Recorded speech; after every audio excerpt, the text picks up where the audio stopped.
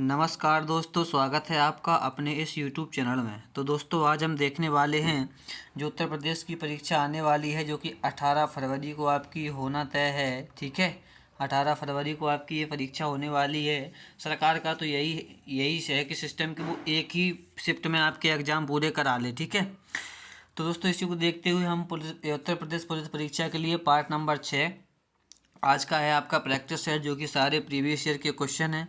अगर दोस्तों आप हमारे चैनल पर नए हैं तो चैनल को सब्सक्राइब कर लीजिएगा, ताकि और वीडियो आप तक आगे की पहुंच सके, सारी जानकारी आपको मिल सके। ठीक है, और दोस्तों बता दें कि अगर आपने पाँच पार्ट नहीं देखे हैं जो पिछले डरे हुए हैं प्रीवियस ईयर क्वेश्चन, वो देख लें जाके, बहुत ही इंपॉर्टेंट क्वेश्चन होने वाले हैं। ठीक है, तो दोस्तों देरी ना करते हुए देखते हैं इसमें किस प्रकार के क्वेश्चन आपसे पूछे जाएंगे।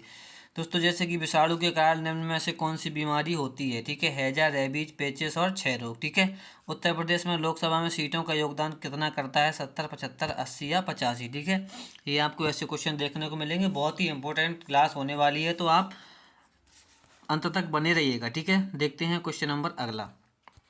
क्वेश्चन नंबर पहला क्या हो जाएगा। क्वेश्चन नंबर पहला होगा दोस्तों कि एशिया के निम्न देशों में से कौन सा देश तेल यानी कि पेट्रोलियम का सबसे बड़ा उत्पादक देश है।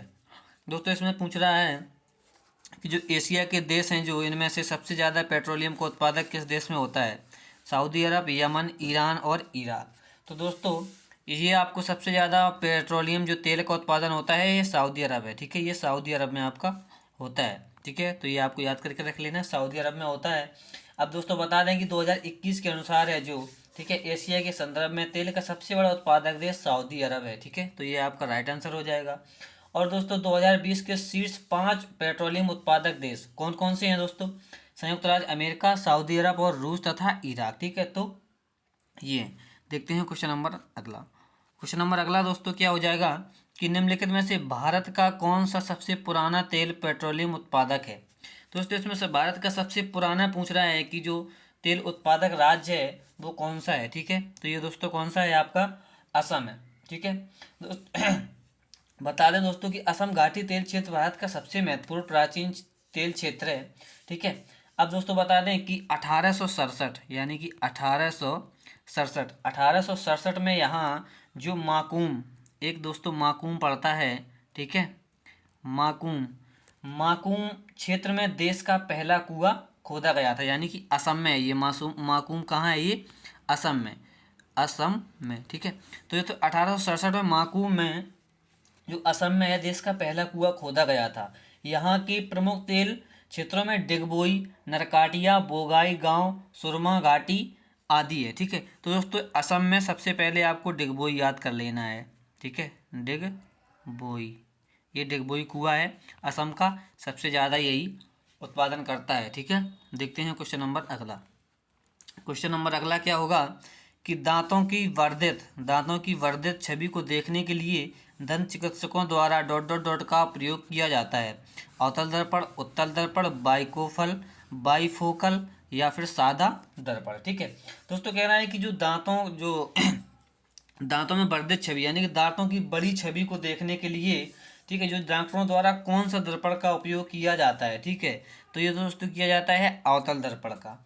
ठीक है, अवतल दर्पण का उपयोग किया जाता है। अवतल दर्पण दोस्तों जो है छोटी आपके दांतों में अंदर उसने ये अवतल दर्पण डाला तो दोस्तों से बड़ी चीज़ दिखाई देती है डॉक्टर को। तो दोस्तों ये अवतल दर्पण का उपयोग करते हैं। देखते हैं क्वेश्चन नंबर अगला। क्वेश्चन नंबर अगला हो जाएगा कि मृत जीवों और जानवरों को खाद मिट्टी में परिवर्तन करने वाले सूक्ष्म जीवों को किस नाम से जाना जाता है। अब दोस्तों इसमें कह रहा है कि जो जीव हैं जो मृत मतलब मर जाते हैं, ठीक है, उन जानवरों को खाद मिट्टी में परिवर्तित करने के लिए सूक्ष्म वाले मतलब करने वाले सूक्ष्म जीवों को किस नाम से जाना जाता है। ठीक है, तो दोस्तों इनको जाना जाता है अपघटन। अपघटन करने वाले जो जीव होते हैं वो ये खाद मिट्टी में परिवर्तित करते हैं। अब दोस्तों बता दें कि अवघटक होते हैं जो, ठीक है, वो एक सूक्ष्म जीव होते हैं जो मृत पौधे, जंतुओं और अन्य जैविक पदार्थों को सड़ा गलाकर वियोजित कर देते हैं। ठीक है, और इन्हीं और ये अवघटक जो होते हैं यही दोस्तों जानवरों या मिट्टी को या पेड़ पौधों को जो भी हो, ठीक है, इनको मिट्टी या खाद में परिवर्तित करते हैं। तो ऑप्शन नंबर डी आपका राइट आंसर हो जाएगा। देखते हैं क्वेश्चन नंबर अगला। क्वेश्चन नंबर अगला क्या है कि भूजल भूजल रिसाव के द्वारा रिचार्ज हो जाता है, यानी कि भूजल रिसाव के द्वारा रिचार्ज हो जाता है और कुछ स्थानों पर भूजल भौमजल स्तर के नीचे कठोर चट्टान की परतों के बीच होता है। इस जल को क्या कहते हैं? दोस्तों जैसे कि आपने देखा है कि कहीं कहीं चट्टानों से जल निकलता है, ठीक है, कहीं कहीं चट्टानों से जल निकलने लगता है, ठीक है। तो आप सोचते हो कि चट्टानों से जल किस किस प्रकार निकलता है, ठीक है। तो यही दोस्तों क्वेश्चन पूछा गया है कि जो भूजल रिसाव के द्वारा रिचार्ज हो जाता है, कुछ स्थानों पर भूजल भौम जल स्तर के नीचे कठोर चट्टानों की परतों के बीच होता है, इस जल को क्या कहते हैं? जो नीचे दोस्तों है, जो भौम जल है, जो नीचे कठोर चट्टानों के बीच में होता है, उस जल को दोस्तों क्या कहते हैं? उस जल को कहते हैं दोस्तों एक्वीफर। एक्वीफर कहते हैं, ठीक है, एक्वीफर उसको कहते हैं, ठीक है। तो ये आपको याद करके रख लेना है। देखते हैं क्वेश्चन नंबर अगला। क्वेश्चन नंबर अगला हो जाएगा कि विषाणु के कारण निम्न में से कौन सी बीमारी होती है, ठीक है। विषाणु के कारण कौन सी बीमारी होती है? हैजा, पेचिस, आंत्रज्वर और क्षय रोग। अब दोस्तों देखिए, दोस्तों बता दें कि ये चारों दोस्तों ये विषाणु से होने वाली बीमारी है, ठीक है। ये चारों विषाणु से होने वाली बीमारी है, ठीक है। ये देखिए दोस्तों, ये जो ऑप्शन रखे गए हैं, हैजा, आंतज्वर, पेचिस और क्षय रोग। अब दोस्तों ये जो चारों हैं, ये ऑप्शन इसमें थोड़ा एक रॉन्ग है। ये चारों बीमारियां हैं जो जीवाणु के कारण फैलती हैं, ठीक है, ये जीवाणु से फैलती हैं।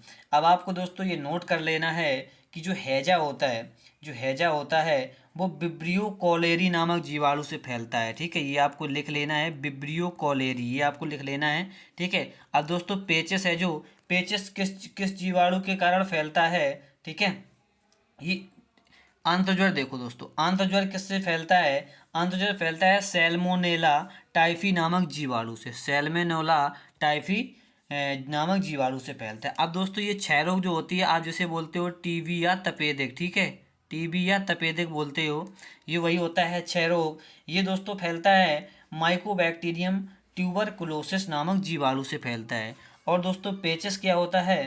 पेचिस आपका पेचिस बैसिलरी डिसेंट्री बैक्टीरिया से फैलता है, ठीक है। तो ये दोस्तों चारों हैं।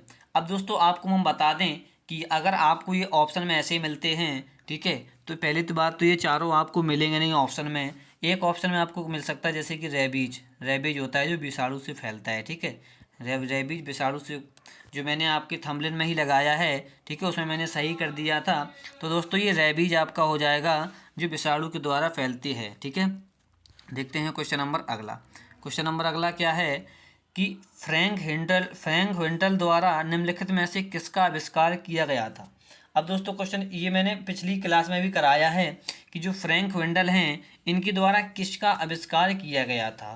तो दोस्तों इसका इनके द्वारा किया गया था जेट इंजन का, ठीक है, जेट इंजन का आविष्कार किया गया था। फ्रैंक विंटल के द्वारा किया गया था जेट इंजन का आविष्कार, ठीक है। देखते हैं क्वेश्चन नंबर अगला। क्वेश्चन नंबर अगला हो जाएगा आपका कि कश्मीर दी वाजपेयी, क्या कह रहा है कि कश्मीर दी वाजपेयी ईयर्स नामक किताब के लेखक कौन है? दोस्तों आपसे बुक के भी क्वेश्चन आएंगे, तो आपके सारे क्वेश्चन जो प्रीवियस ईयर के हैं वो सब हम करा रहे हैं, ठीक है। तो दोस्तों कश्मीर दी वाजपेयी ईयर्स नामक पुस्तक किसने लिखी है? तो ये ए एस दुलत द्वारा लिखी गई है, ठीक है। अब ए एस दुलत का दोस्तों अगर आपको ए एस दुलत ना मिले तो दोस्तों इनका नाम है पूरा अमरजीत अमरजीत सिंह अमरजीत सिंह, और ये दुलत लिखा है, ठीक है, अमरजीत सिंह दुलत इनका नाम है। देखते हैं क्वेश्चन नंबर अगला। क्वेश्चन नंबर अगला हो जाएगा कि केंद्रीय जीएसटी कानून को भारत के राष्ट्रपति ने कब सहमति प्रदान की थी? ठीक है दोस्तों, जो केंद्रीय जीएसटी कानून है वो भारत के राष्ट्रपति ने कब सहमति प्रदान की थी? तो दोस्तों ये सहमति प्रदान की थी आपकी 12 अप्रैल 2017 को, ठीक है। 12 अप्रैल 2017 को इन्होंने सहमति प्रदान की थी, राष्ट्रपति जी ने हस्ताक्षर कर दिए थे, ठीक है। और दोस्तों ये 1 जुलाई 2017 को पूरे देश में लागू हो गया था, ठीक है। पूरे देश में ये लागू हो गया था जीएसटी। अगर आपसे पूछता है कि जीएसटी कानून पूरे देश में कब लागू हुआ, तो दोस्तों 1 जुलाई 2017 को ये लागू हुआ। अगर दोस्तों आपसे इसी में क्वेश्चन पूछता है कि जीएसटी कानून जो बना था उस पर राष्ट्रपति ने हस्ताक्षर कब किए, तो दोस्तों 12 अप्रैल 2017 को किए थे। अगर दोस्तों आपसे पूछ दे कि जीएसटी कानून पर जिस राष्ट्रपति ने हस्ताक्षर किए थे उनका नाम बताइए, तो दोस्तों उनका नाम हो जाएगा प्रणब मुखर्जी। क्या नाम हो जाएगा? प्रणब मुखर्जी। ये आपको याद करके रख लेना या आप नोट कर लो। प्रणब मुखर्जी के द्वारा जो राष्ट्रपति थे उन्हीं के शासनकाल में ये जीएसटी आई थी। इन्होंने ही हस्ताक्षर किए थे। ठीक है, देखते हैं क्वेश्चन नंबर अगला। क्वेश्चन नंबर अगला क्या हो जाएगा कि सूचना प्रौद्योगिकी है जो संशोधन अधिनियम 2008 27 अक्टूबर, इसमें दोस्तों ईयर पूछ दिया गया है। जो सूचना प्रौद्योगिकी अधिनियम है जो संशोधन हुआ है ये दोस्तों 27 अक्टूबर, और दोस्तों ईयर पूछ दिया गया है कि कब लागू हुआ, तो 27 अक्टूबर 2009 को ये लागू हुआ था। ठीक है, 27 अक्टूबर 2009 को ये लागू हुआ था। ये आपको याद करके रख लेना है। देखते हैं क्वेश्चन नंबर अगला। क्वेश्चन नंबर अगला दोस्तों है कि आगरा और अवध के संयुक्त प्रांत, जिन्हें अब उत्तर प्रदेश के नाम से जाना जाता है, ने वर्ष 1921 में अपनी राजधानी को ... से लखनऊ में स्थानांतरित किया था। अब दोस्तों देखिए क्वेश्चन क्या पूछ रहा है कि दोस्तों जो आगरा और अवध में जो संयुक्त प्रांत थे जिन्हें अब उत्तर प्रदेश के नाम से जाना जाता है, 1921 में अपनी राजधानी को इन्होंने किस शहर से लखनऊ में स्थानांतरित किया था। ठीक है, तो दोस्तों इलाहाबाद से स्थानांतरित किया गया था लखनऊ। ठीक है, तो पहले इलाहाबाद थी 1921 में, 1921 के बाद इन्होंने लखनऊ अपनी राजधानी को स्थानांतरित किया। ठीक है, इलाहाबाद को दोस्तों प्रयागराज नाम बदल दिया गया है। ये आप प्रयागराज के नाम से भी याद रख सकते हैं। देखते हैं क्वेश्चन नंबर अगला। क्वेश्चन नंबर अगला हो जाएगा कि वाल्मीकि का आश्रम जो ब्रह्मवर्त में था जो ... में है। ठीक है, जो वाल्मीकि जी का इसमें पूछ रहा है जो वाल्मीकि जी का आश्रम ब्रह्मवर्त में था जो ... कहाँ है? बिठूर में है या फिर झांसी में है या ललितपुर में है या फिर उरई में है। ठीक है, तो दोस्तों इसका आंसर हो जाएगा बिठूर। ठीक है दोस्तों, बिठूर कहाँ पड़ता है? ये यूपी में कानपुर है। ठीक है, ये यूपी में कानपुर है। कानपुर के पास बिठूर पड़ता है। ठीक है, कानपुर के पास ये बिठूर पड़ता है। वहीं वाल्मीकि जी का आश्रम ब्रह्मवर्त है। ठीक है, देखते हैं क्वेश्चन नंबर अगला। क्वेश्चन नंबर अगला क्या हो जाएगा? अब दोस्तों यहाँ अगर आपसे पूछता है कि माहिल की नगरी, ठीक है, माहिल थे जो आला उदल के समय थे। ठीक है, तो माहिल की नगरी उरई हो जाएगी। झांसी की रानी झांसी में थी। ठीक है, जो वीरांगना महारानी लक्ष्मीबाई थी वो झांसी थी। तो इसका आंसर आपका बिठूर हो जाएगा। ठीक है, वाल्मीकि का आश्रम। देखते हैं क्वेश्चन नंबर अगला। क्वेश्चन नंबर अगला हो जाएगा कि 1 जनवरी 1845 को उत्तर प्रदेश ने ... नामक पहला हिंदी समाचार पत्र निकाला जिसे गोविंद रघुनाथ ने संपादित किया था। दोस्तों जो 1 जनवरी यानी कि 1 जनवरी 1845 को उत्तर प्रदेश ने कौन सा पहला हिंदी समाचार पत्र निकाला? ठीक है, जिसे गोविंद रघुनाथ जी ने क्या किया था? प्रकाशित किया यानी कि संपादित किया था। तो उसका नाम क्या था दोस्तों? जागरण। क्या था? जागरण नाम था। तो उत्तर प्रदेश ने जागरण नामक पहला हिंदी समाचार पत्र निकाला जिसे गोविंद रघुनाथ ने संपादित किया था। ठीक है, देखते हैं क्वेश्चन नंबर अगला। क्वेश्चन नंबर अगला क्या हो जाएगा कि जौनपुर के, ठीक है, कह रहा है कि जौनपुर के सरकी शासक सुल्तान हुसैन सरकी एक महान संगीतकार थे और उन्होंने ... के तर्ज पर बड़ा ख्याल विकसित किया था।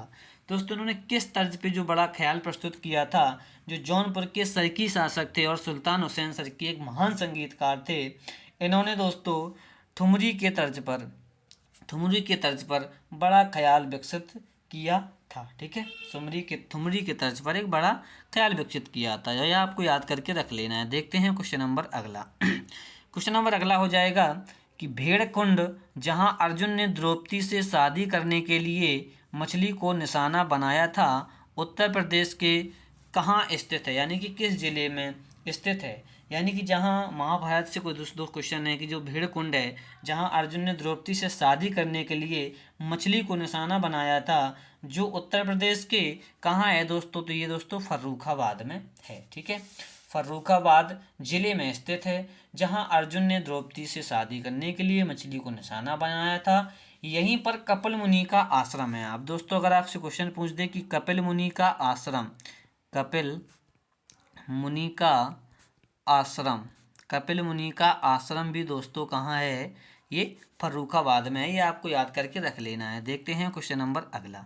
क्वेश्चन नंबर अगला हो जाएगा कि उस ब्रिटिश गवर्नर जनरल का नाम बताएं जिन्होंने भारत में रेलवे का शुभारंभ किया था। ठीक है, तो भारत में जो रेलवे का शुभारंभ जिसने किया था उस गवर्नर का आपसे नाम पूछा गया है, तो उनका नाम पता ही होगा। ठीक है, क्या होगा? लॉर्ड डलहौजी। अब दोस्तों अगर पूछ दे कि लॉर्ड डलहौजी ने कब भारत में रेलवे का शुभारंभ किया था, ठीक है, तो 1853 में। कब? 1853 में किया था। और अगर दोस्तों आपसे क्वेश्चन पूछ दिया जाए, अगर आपसे क्वेश्चन पूछ दिया जाए कि पहली रेलवे मतलब पहली ट्रेन भारत में कब चली थी, तो 16 अप्रैल 16 अप्रैल 1853 में बॉम्बे से थाने स्टेशन के बीच चली थी। ठीक है, ये आपको याद कर लेना है। तो पहले जनरल गवर्नर का नाम बताएं जिन्होंने भारत में रेलवे का शुभारंभ किया, लॉर्ड डलहौजी।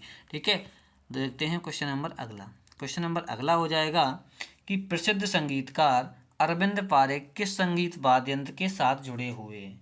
दोस्तों जो प्रसिद्ध संगीतकार अरविंद पारेख हैं, जो किस संगीत वाद्य यंत्र के साथ जुड़े हुए हैं? ठीक है, तो दोस्तों इसका आंसर आपका क्या हो जाएगा? Option number B, sitar. क्या हो जाएगा? ये जो अरविंद पारेख हैं वो सितार से जुड़े हुए हैं और इन्हें वर्ष 2018 में पद्म विभूषण से सम्मानित किया गया था अरविंद पारेख को। ठीक है, ये आपको याद कर लेना है या फिर आप नोट कर लीजिएगा। देखते हैं क्वेश्चन नंबर अगला। क्वेश्चन नंबर अगला हो जाएगा कि भारतीय संविधान का अनुच्छेद 20 से संबंधित है। इसमें दोस्तों पूछ रहे हैं कि जो भारतीय संविधान का अनुच्छेद 20 है वो किससे संबंधित है? आपको 4 ऑप्शन दिए गए हैं। पदवियों का उन्मूलन, दोष सिद्धि के संदर्भ में संरक्षण, नागरिकता के अधिकारों की निरंतरता, सहकारी समितियों को प्रोत्साहन देना। ठीक है, तो दोस्तों जो अनुच्छेद आपका 20 है वो हो जाएगा दोष सिद्धि के संदर्भ में संरक्षण। यानी कि अगर आपको कोई पकड़ के पुलिस या कोई ले जाती है तो आप उससे पूछ सकते हो कि हमने क्या दोष किया है जो आप मुझे पकड़ कर ले जा रहे हो। ठीक है, ये आपको स्वतंत्रता देता है। ठीक है, अनुच्छेद 20। ठीक है, देखते हैं क्वेश्चन नंबर अगला।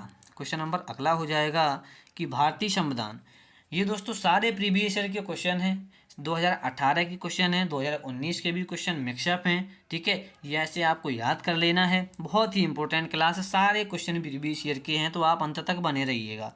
दोस्तों क्वेश्चन है कि भारतीय संविधान के अनुच्छेद 21A के तहत, दोस्तों भारतीय संविधान का अनुच्छेद 21 से पूछ रहा है, राज्य को ... से 14 वर्ष की आयु के सभी बच्चों को मुफ्त और अनिवार्य शिक्षा प्रदान करनी है। दोस्तों इसमें कह रहे हैं कि जो भारतीय संविधान के अनुच्छेद 21A है वो राज्य को कितने से कितने वर्ष तक की आयु के सभी बच्चों को मुफ्त शिक्षा अनिवार्य करने को कहता है। तो दोस्तों ये 6 से 14, 6 वर्ष से 14 वर्ष तक ये सभी बच्चों को मुफ्त और अनिवार्य शिक्षा प्रदान करनी है। ठीक है, और दोस्तों बता दें कि जो ये संविधान 21A है, जो ये संशोधन कब हुआ, तो ये दोस्तों 86वां संविधान संशोधन है। कौन सा है?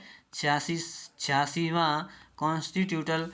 ठीक है, यस, ठीक है, संविधान संशोधन है 86वां। ये कब हुआ था? 2002 में, 2002 में हुआ था। ये आपको याद कर लेना है, जिसमें कहा गया है कि 6 से 14 वर्ष की आयु के बच्चों को निःशुल्क शिक्षा प्रदान कराई जाए। ठीक है, ये शिक्षा अधिकार बच्चों का ये मूल अधिकार है। देखते हैं क्वेश्चन नंबर अगला। क्वेश्चन नंबर अगला क्या है? क्वेश्चन नंबर अगला है कि निम्न में से, ठीक है दोस्तों, क्वेश्चन है कि निम्न में से कौन सा कथन गलत है? अब इसमें दोस्तों कथन गलत पूछ रहा है। ठीक है, देखते हैं कि राज्यपाल राज्य की विधान परिषद का स्थगन कर सकता है। ठीक है, तो इसमें गलत पूछ रहा है। ठीक है, तो राज्यपाल राज्य की विधान परिषद का स्थगन कर सकता है, ये दोस्तों कर सकता है, सही है। राज्यपाल राज्य की विधानसभा का स्थगन कर सकता है, ये दोस्तों, अच्छा ये विधान परिषद है, ये विधानसभा है, ये भी आपका राइट हो जाएगा। अब दोस्तों इसमें कह रहा है कि राज्यपाल राज्य की विधानसभा को भंग कर सकता है। ठीक है, और दोस्तों राज्यपाल राज्य की विधान परिषद को भंग कर सकता है। ठीक है, तो दोस्तों इसका option number C right answer क्या होगा कि ये गलत लिखा हुआ है, ठीक है। इसमें लिखा है कि भारतीय संविधान के अनुच्छेद 169 के अंतर्गत, ठीक है, 169 के अंतर्गत क्या लिखा हुआ है कि राज्यों में विधान परिषदों का सृजन या उनकी संपत्ति विधानसभा द्वारा बहुमत से पारित प्रस्ताव तथा संसद द्वारा इसकी स्वीकृति संभव है। विधान परिषद राज्य विधानमंडल का उच्च एक स्थायी सदन है जिसे भंग नहीं किया जा सकता।